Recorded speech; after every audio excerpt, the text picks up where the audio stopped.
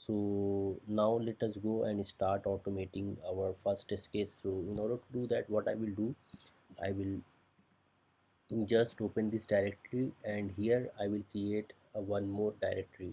Say for example, I will just create a directory and I will name it maybe something like TestNG package.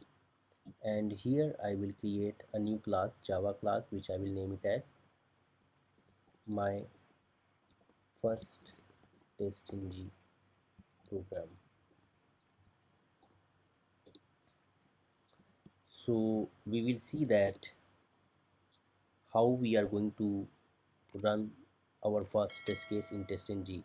So it's a very simple process. In order to write our test case, what we need to do, we need to just write the @test, and we need to make sure that we are importing it from the TestNG library.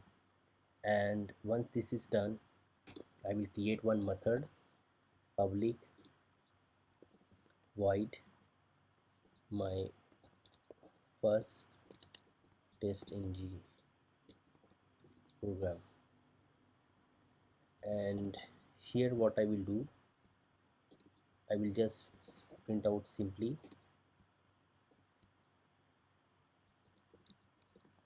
my first TestNG program. So now let us run this and see if we are able to run our first test case or not. So I will just open this terminal and I will run the program.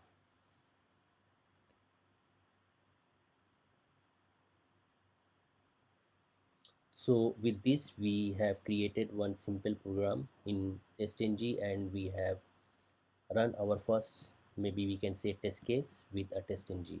Hope you liked my video. To subscribe to my channel. Thank you.